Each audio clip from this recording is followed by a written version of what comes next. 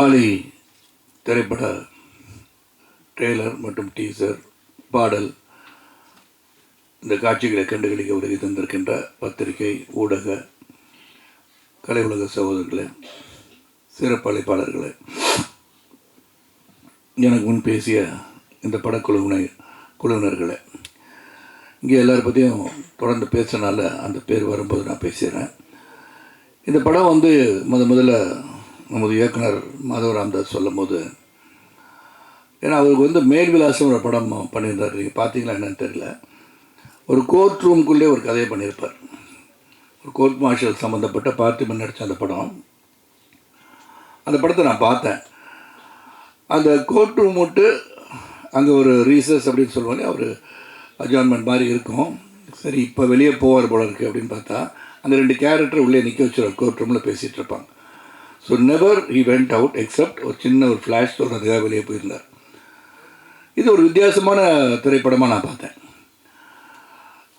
அப்போ சுரேஷ் கோபி நடித்த அப்போது அது பார்த்தேன். அது how doctor how he feels later about the சிஸ்டம்னு சொல்லி அந்த சிஸ்டத்துக்குள்ளே போனார். இந்த கதை சொல்லும் போதும் இது கம்ப்ளீட்டாக அந்த வெசலில் தான் இருக்குது, அந்த ஷிப்பிங் வெசலில், அந்த ஃபிஷிங் போட்லாம். நான் சொன்னேன், இது வெளியே போகாத்தி கதை எப்படி இருக்கும், இந்த கதை எப்படி நம்ம கொண்டு போக போகிறோம், இது கடல்லே முழுமையாக எடுக்கணும்னா கூட அதுக்கு பெரிய செட்டு போடணும். இதெல்லாம் என்னோடய முதல் கேள்வியாக இருந்தது. இதெல்லாம் நாங்கள் யோசனை பண்ணி வச்சுட்டோன்னு சொன்னார். அங்கேயே அவருடைய டெடிக்கேஷன் எனக்கு தெரிஞ்சுது. ஏன்னா ஒரு செட்டு போட்டு அந்த சைஸ் ஆஃப் த போட்டே செட்டு போட்டு அந்த உள்ளே எடுக்கிற ஷார்ட்ஸ் எல்லாம் ஹைட்ராலிக்ஸ் கொடுத்து அந்த ஷேக் கொடுக்கறது எல்லாமே எப்படி தண்ணீர் ஆடுவோம் அந்த அளவுக்கு ஷேக் கொடுத்து ஒரு டெடிக்கேஷனோட அந்த படத்தை ஒரு முயற்சி எடுத்திருக்கேன். இந்த படம் என்னை பொறுத்த வரைக்கும் ஒரு வித்தியாசமான திரைப்படமாக தான் நான் பார்க்குறேன். ஹரிசார் இதை எப்படி பார்த்து இதை வாங்கியிருக்கான்னு எனக்கு தெரியும். இது ஒரு வித்தியாசம்னு சொல்லும் போது படங்கள் வருகிற கமர்ஷியல் ஆஸ்பெக்ட் பார்த்து ஆடல் பாடல் பிரம்மாண்டங்கள் இதெல்லாம் இருக்கும். ஆனால் இதில் ஆடல் பாடல் பிரம்மாண்டங்கள் இருக்குன்னு சொன்னால் பிரம்மாண்டமான கதையாக இருக்கும். அந்த கதை ஒரு வித்தியாசமான கதையாக இருக்குன்னு எனக்கு தெரியும். ஆனால் எந்த அளவுக்கு இது இன்று உள்ள ஆடியன்ஸ் பலவிதமான திரைப்படங்களை பார்க்குறாங்க, பல கதைகளை பார்க்குறாங்க, ஓடிடி பிளாட்ஃபார்ம் கதைகள் பார்க்குறாங்க. அவங்களுக்கு கண்டென்ட் நிறைய ஆயிடுச்சு. இப்போ ஷார்ட்ஸில் பார்த்துட்ருக்காங்க. இப்போ ரிங்கு அதான் பார்த்துட்ருக்காங்கன்னு நினைக்கிறேன். முன்னாடி நாங்கள் பேசுறது கேட்குறாங்களா ஷார்ட்ஸ் பார்க்குறாங்கன்னு தெரில. ஸோ இந்த அளவுக்கு இப்போ சினிமா கலை எல்லாமே இப்போ ஒரு மொபைல் ஃபோனில் வர ஷார்ட்ஸ் அளவுக்கு வந்துடுச்சு. இப்போ நம்ம எதுக்கு நடிக்கிறதுன்னு தெரில. ஷார்ட்ஸுக்கு நடிக்கிறதா, ரீல்ஸுக்கு நடிக்கிறதா, டெலிவிஷன் நடிக்கிறதா, வெப் சீரிஸில் போய் ஓடிடி பிளாட்ஃபார்ம் நடிக்கிறதா, பெரிய திரைப்படங்கள் நடிக்கிறதான்னு ஒரு கன்ஃபியூஷன். எந்த ஒரு கன்ஃபியூஷன் எந்த ஒரு நடிகருக்கும் தேவையில்லை. எதில் நடித்தாலும் நடிப்பு தான். ஸோ அதில் எந்த ஒரு மாற்றுக்கும் எனக்கு தெரியல. ஏன்னா unless until you bring what you can do to the screen you are not an actor. So any opportunity to act நீங்கள் ஆக்ட் பண்ணுறது ரொம்ப ரொம்ப நல்லது நான் நினச்சிக்கிறேன். ஏன்னா காலத்தின் ஓட்டத்தில் என்ன தான் மாறிக்கிட்டே இருக்கும். இந்த மாறுதலுக்கு நான் மாறிக்கொள்ள வேண்டுதான், மாற்றம் ஒன்று தான் மாறாததுன்னு பல தடவை கேள்விப்பட்டிருக்கோம். ஸோ மாதவ ராமதாஸோடைய இந்த வித்தியாசமான திரைப்படம் நான் சொல்லுவேன். அந்த வித்தியாசமான திரைப்படம் நிச்சயமாக வெற்றி பெறுவதற்கான வாய்ப்பை உருவாக்கி தரும் இடத்தில் நீங்கள் இருக்கீங்க. ஏன்னா வித்தியாசமான கதை சொல்லியிருக்காங்கன்னு சொல்கிறது இப்போ முக்கியம். இதுவும் அது மாதிரி எடுத்திருக்காங்க, இதுவும் அப்படி தான் இருந்துச்சுன்னு சொல்கிறத விட ஒரு வித்தியாசமான முயற்சி எடுப்பவர்களை வரவேற்பது நம் கடமை என்று தான் நினைக்கின்றேன். இந்த படத்துக்கு ஒரு மிகப்பெரிய ஒரு வலிமையான ஒரு பின்னணி இருக்குது அப்படின்னு சொன்னால் அது காரணம் உண்மையிலே என்னுடைய அன்பு சகோதரர் ரசூல் பூக்குட்டி சார் தான். ஏன்னா இது சவுண்டுக்கு ரொம்ப இம்பார்ட்டன்ட் கொடுக்குற படம். ஏன்னா கடலில் இருக்கும்போது கொச்சின்லேருந்து ஹார்பர்னு வெளியே போய் தான் எடுத்தோம். அந்த சவுண்டு, இந்த டெடிக்கேஷன் விச் இஸ் ஒர்க்ஸ். அதனால தான் அவருக்கு ஆஸ்கர் கிடச்சிருக்கு. மேலும் பல ஆஸ்கரை வெற்றி பெறணும்னு ஆசைப்பட்றேன். ஏன்னா அந்த டெடிக்கேட்டட் ஒர்க், அந்த மைக் எடுத்துக்கிட்டு காலையிலே அந்த சவுண்டு எடுக்கிறதுக்காகவே போகிறார். ஒரு டீமை வச்சுக்கிட்டு எது எப்படி இருக்கணும். அந்த டாக் சவுண்ட் சொன்னார். டாகோட பைட் ஃபோர்ஸ் எப்படி இருக்கும், பைட் பண்ணால் எப்படி இருக்கும், அது என்ன மாதிரி இருக்குது சவுண்டு, க்ரௌலிங் சவுண்டோட. இதை ஒரு ஃபைட் அந்த நாய் அட்டாக் பண்ணுற ஒன்று பண்ணியிருப்பாங்க. I think it is Belgium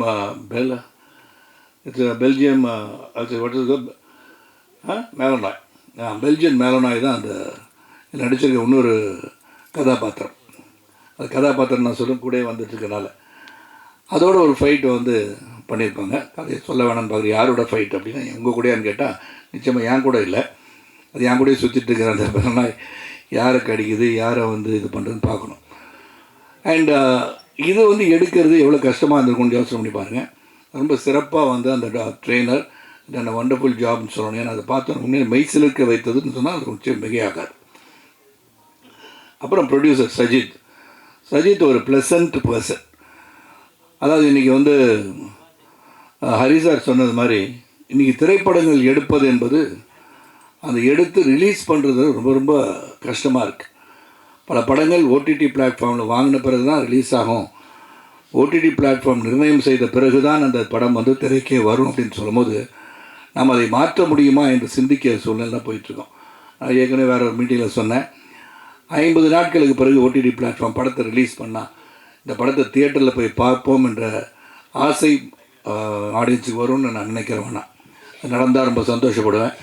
அப்போ ஹரி மாதிரி நிறைய பேர் வந்து படங்களை வந்து ரிலீஸ் பண்ண தயாராக இருப்பாங்க. எந்த ஒரு படமும் சரி நாம் நடித்திருக்கும் போது அந்த படத்தை வந்து வெள்ளித்திரையில் காண்கணும் போது அது வந்து ஆடியன்ஸோடு போய் திரைப்படத்தில் பார்க்குறது தான் உண்மையிலே ஒரு மகிழ்ச்சியும் சந்தோஷத்தையும் தரும். ஏன்னா அப்போது அது வரவேற்கிறார்களா இல்லையா என்பது தெரியும். ஏன்னா நாடகத்தில் நடித்தோம்னா அந்த சீன் நடிக்கும் போதே கைத்தட்டல் வரும்போது சிறப்பாக நடித்திருக்கிறது என்று தெரியும். ஆனால் திரைப்படங்கள் திரையரங்குகள் வந்து ரிலீஸ் ஆகும்போது தான் அங்கே வந்து ஆடியன்ஸ் எப்படி ரசிக்கிறாங்க. நீங்கள் பின்னாடி தெரியாமல் போய் உட்காந்து பார்த்தீங்கன்னா எந்த இடத்துல அவங்க வந்து சிரிக்கிறாங்க, எந்த இடத்துல சிரிக்க மாட்டேன்றாங்க. நாம் சிரித்த இடத்துல அவங்க சிரிக்க மாட்டாங்க, நம்ம சிரிப்பே வராத இடத்துல அவங்க சிரிச்சிட்டு இருப்பாங்க. So audience matter a lot. ஆனால் தியேட்டருக்கு வந்து படம் பார்க்கறது உங்களெல்லாம் நான் கேட்டுக்கிறேன். அப்புறம் இங்கே வந்து நவீன் பாடலாசி அந்த பாட்டை பார்த்துருப்பீங்க. ரொம்ப தத்ரூபமாக வந்து அந்த பாடல் வரிகள் அவர் சொன்ன மாதிரி அந்த வரிகள் காதுகளுக்கு கேட்பது போல் இருக்குது. அது வந்து எல்லா sound it's not super seeding the lyrics. அதுக்கு பாராட்டுக்கள். அதுக்கு எல்லாமே பாராட்டு வந்து டைரக்டர், அந்த சவுண்டு டீம் எல்லாருக்கும் பாராட்டு சொல்லணும். அந்த கேமராமேன் ரொம்ப பிரமாதமாக எடுத்திருக்காரு. அதுக்கப்புறம் இங்கே வந்து சிறந்த கேரக்டராக வையாபுரி அவர்கள், தாமரை அவங்க நடிச்சிருக்காங்க. தத்ரூபமாக வையாபுரி நடிச்சிருக்காரு. தாமரையும் சரி, தாமரை வந்து இங்கே சொன்னாங்க, நான் பிக் பாஸில் தான் அவங்கள பார்த்தேன், அங்கே நல்லா தான் பட நல்லா தான் பேசிகிட்டு இருந்தாங்க, இங்கே வந்து பேச தெரியலன்னு சொல்கிறாங்க. அந்த மேடையில் ஏறவங்க அப்போ தான் தெரியும், மேடையில் போய் நின்று பேசுகிறது அவ்வளோ ஈஸி கிடையாது. அதனால் அந்த மேடை பேச்சு என்பது போக போக பழக்கப்படும் போது தானாகவே வந்துவிடும். பல மேடைகளை காண இருக்கிறது என்று மட்டும் நான் உங்களை பற்றி சொல்ல முடியும். அப்புறம் கம்மிங் டு இந்திரஜித் வந்து ஒரு சிறந்த கலைஞனாக வருவதில் எந்த ஒரு மாற்று கருத்தும் யாருக்கும் இருக்க முடியாது. Dedicated youngster who's got passion to act அப்படின்னு சொல்லலாம். அவரை பற்றி சொல்லணும்னா அவர் வந்து வெளிநாட்டில் படிச்சுட்ருக்காரு. படிச்சுட்டு இருக்கும்போது லீவில் வந்து இந்த படத்தில் நடிக்கிறாரு. அதுக்கப்புறம் டைரக்டர்கிட்ட வந்து பழகி டைரக்டரோட படத்தில் நடிச்சிருக்காரு. இந்த படத்தில் வந்து நான் வந்து ஃபஸ்ட்டு அந்த ரஷ்ஷஸ் வந்து டைரக்டர் மாதவ் சார் காட்டும் போது there is some glint that அது வந்து அந்த அந்த படத்தில் அந்த கேரக்டராகவே மாறி இருக்கிறார் என்று தான் சொல்லணும். How you should do this character, எவ்வளோ பேஷனாக இந்த கதை பண்ணால் சிறப்பாக இருக்கும்னு நினச்சி I think Indrajith sir work. And தேவிகாவுக்கு வந்து என்ன ப்ளஸ், தேவிக்கு ப்ளஸ் என்னென்னா Devi already she is a beautiful girl. ஏன்னா அவங்க ஃபேமிலியில் சிலரும் வந்து முன்னணி கதாநாயகிகளாக இருப்பதை அவர் சொல்ல விரும்பவில்லைன்னு நினைக்கிறேன். ஏன்னா அவங்களுக்கு சொல்லணும்னு அவசியம் வராது. காரணம் இவங்களே ஒரு சிறந்த நடிகையாக வருகிற வாய்ப்பை பெற்றிருப்பவர். அண்ட் ஒரு அக்ரோபேட்டிக் அதை பற்றி தெரில.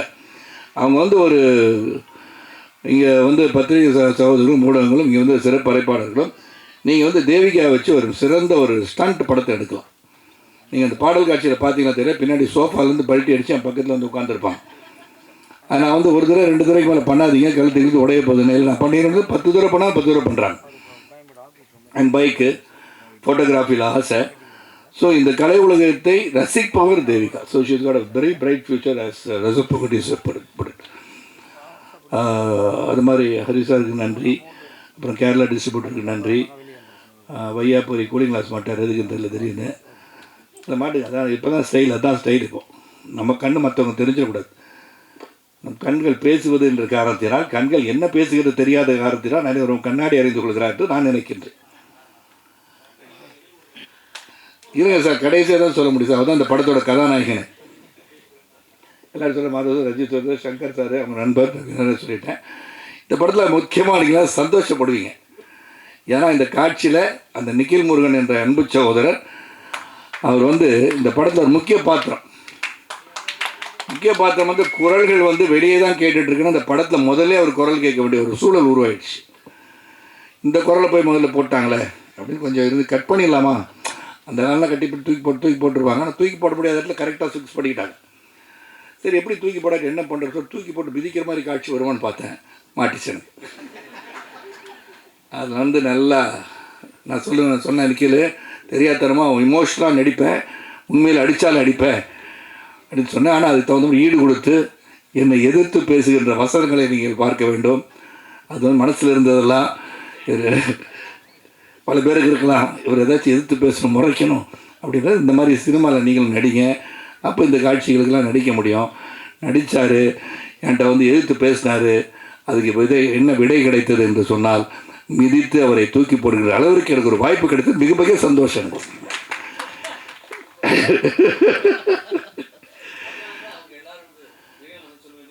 நின்றுறீங்க, உட்காருங்க, இங்கே பாருங்கள், லெஃப்டில் பாருங்கள், ரைட்டில் பாருங்கன்னு வர நீ எங்கேயும் பார்க்காதுன்னு ஒரே மீதி ரொம்ப சந்தோஷம்.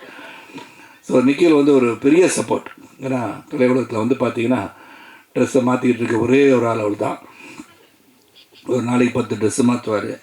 ட்ரெஸ்ஸை மட்டும் மாற்றினா பரவாயில்ல, இல்லை வந்து இதயத்தை மாற்றிடாதீங்கன்னு சொல்ல வந்தேன் நான். நல்ல மனிதன் என்பதை மாற்றி விடாதீர்கள். இந்த வருகை தந்திருக்கும் அனைவருக்கும் ரொம்ப ரொம்ப நன்றி. அந்த படம் மியூசிக் ஜஸ்ட் கிஃப்டாக இருக்கணும், சரி சவுண்டு வந்து பெரிய முக்கியமான பங்கு.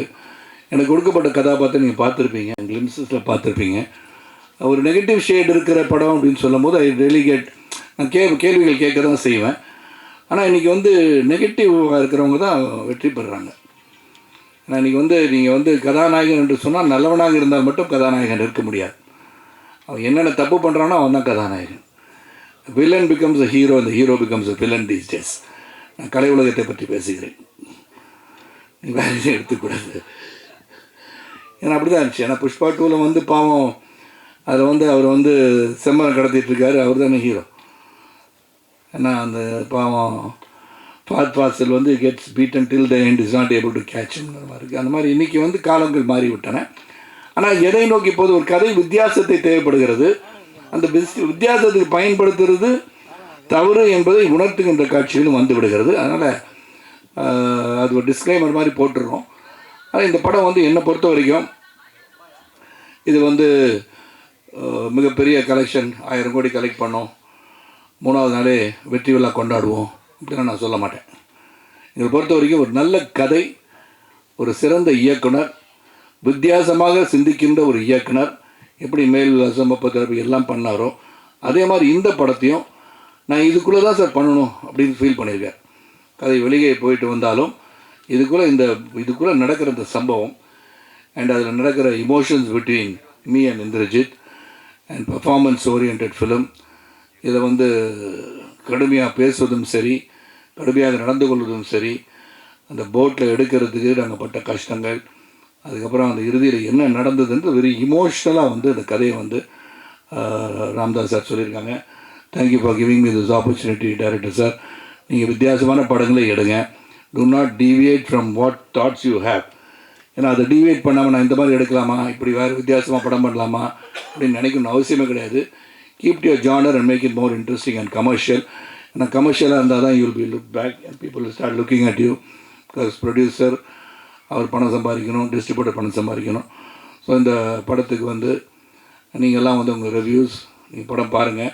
ஒரு வித்தியாசமான முயற்சி, நாங்கள் இதை எதிர்பார்த்து வந்தோம், அதெல்லாம் இல்லையே அப்படி நீங்கள் ஈஸியாக சொல்லிட்டு போயிடலாம். எடுத்த முயற்சிக்கு நீங்கள் உறுதுணையாக இருந்தீர்கள் என்று சொன்னால் இது போன்ற படங்கள் வெற்றி பெறும் என்ற நம்பிக்கை எனக்கு இருக்குது. மீண்டும் உங்கள் அனைவருக்கும், கலை உலக சகோதரர்களுக்கும், வருகிற சிறப்பு அழைப்பாளருக்கும், ஊடக நண்பர்களுக்கும், பத்திரிகை சகோதரர்களுக்கும், செல்போன் பிரியர்களுக்கும், தொலைக்காட்சி நண்பர்களுக்கும், என்னுடன் வருகை தந்திருக்க தேர்வூட்டிகளுக்கும், என் சகோதரர்களுக்கும், மேடையில் இருப்பவர்களுக்கும், இங்கே நல்லா கம்பேர் பண்ணிகிட்ருக்க அன்பு சகோதரி அவர்களுக்கும் நன்றிகளை சொல்லி விடைபெறுகின்றேன். நன்றி, வணக்கம். பத்திரிகை மற்றும் ஊடக நண்பர்கள் அனைவருக்கும் எனது இணைய காலை வணக்கம். மேடையில் அமர்ந்திருக்கிற தயாரிப்பாளர், இயக்குனர் மற்றும் இங்கே இருக்கிற அனைவருக்கும் எனது பணிவான வணக்கம். சரத் சார் கூட நடித்து ரொம்ப வருஷம் ஆச்சு. ரொம்ப வருஷம்னா 2000க்கு முன்னாடி நடித்தது. அதுக்கப்புறம் இப்போ தான் அவங்க நடிக்கிறாங்க. இப்போ ரொம்ப சந்தோஷமாக இருந்தது. ஏன்னா அப்பப்போ பார்த்துப்போம், பேசிப்போம். ஆனால் இது வரைக்கும் அப்படி ஒரு வாய்ப்பு அமைஞ்சதில்லை. இதில் ஒரு சிறப்பான ஒரு கேரக்டர். ஏற்கனவே அப்பாவாக இருக்கேன், அப்பாவாக பண்ணியிருக்கேன். நிகழ்வுகளை கூப்பிடும்போது சொன்னார், பார்த்தீங்களா உங்களுக்கு 2 சைடில் 2 ஹீரோயின் உட்கார வச்சுருக்கேன் அப்படின்னார். ஒன்று சரத் சாரோட பொண்ணா, இன்னொன்று வந்து எனக்கு ஒய்ஃபா, 2 பேர்த்த உட்கார வச்சுருக்கேன் அப்படின்னு சொன்னார். ஆனால் முதலாக அப்பா வேஷம் பண்ணது நிகில் சார் நடித்த படத்தில் தான். ஒரு நல்ல கேரக்டர் நீங்கள்லாம் பார்த்துருப்பீங்க. அதற்கு பிறகு இந்த படத்தில் ஒரு அப்பா வேஷம் கிடச்சிது. டைரக்டர் கூப்பிட்டு பறையும்போ, வையாபுரி சாரே ஒரு 2 தவசம் மாத்திரை மதி அப்படின்னு சொன்னார். 2 தவசம் ஆகிட்டு சார், அப்பா கேரக்டருங்க 2 வருஷம் 2 தவசங்கிறீங்களே அப்படின்னு. 2 வருஷமாக 2 தவசமாக இல்லை, 2 தவசம் மதி அப்படின்னார். ஆனால் போய் நடித்தா ஒரே நாள் தான். காலைல போய் இறங்கணும், சாயங்காலம் 7 மணிக்குள்ளே முடிச்சு அனுப்பிட்டாங்க. அந்த சாங்கை பார்க்கும்போது ஒரு 4 நாள் எடுத்த மாதிரி இருக்குது மாண்டேஜ் பார்த்தா. ஆனால் அது வந்து வெறும் 2 ஹவர் கூட இல்லை, அவ்வளவு ஃபாஸ்ட்டு. அதே மாதிரி சீனும் தாமரையை கேட்டு பார்த்துருங்க. காலைல போன உடனே மதியானத்துக்குள்ளே சீன்ஸ் எல்லாத்தையும் முடிச்சிட்டாங்க. மதியானம் 3 மணிக்கு மேலே மாண்டேஜ் எடுக்க ஆரம்பித்தாங்க. சார் இன்னும் நீங்கள் போவா, இன்னும் சார் பூவா இன்னும் 4 ராவில் இல்லையே அப்படின்னு. இல்லை இந்த ஒரு தவசம் மாத்திரம் இல்லை கழிஞ்சு அப்படின்னு. இப்போ படம் பார்க்கும்போது தான் தெரிஞ்சது, ஆகா எல்லாத்தையும் வெட்டிட்டாங்க போட்டுருக்குன்னு நினச்சேன். ஆனால் அந்த சாங்லேயே அவ்வளோ அழகாக காமிச்சிருக்காங்க. ஒளிப்பதிவாளரும் சரி, எடிட்டரும் சரி, இசையும் சரி, பாட்டும் சரி. சரத் சாரை பற்றி சொல்லும்போது சொன்னார், இப்போயும் 90s மாதிரி இருக்காருன்னு. அவர் என்றைக்குமே 90s மாதிரி தான் இருப்பார். ஏன்னா அவர் பின்னாடி எப்பயுமே அந்த இதில் யூடியூப்பில் இதிலெல்லாம் பார்க்கும்போது பார்த்திங்கன்னா அவர் எக்ஸசைஸ் பண்ணுறது, சாப்பிட்றது, நடக்கிறது, பேசுகிறது இன்றைக்கும், அதாவது அந்த முகத்தில் பாருங்களேன், எப்பயுமே அந்த சந்தோஷமும் கலையும் இருந்துக்கிட்டே இருக்கும். அதுதான் அவர் இவ்வளோ ஆரோக்கியமாக இன்னும் யூத்தாக இருக்கிறதுக்கு காரணம். ஒரே ஒரு தடவை அவர் கையை மட்டும் தொட்டு பார்த்துட்டு வந்துடுறேன்.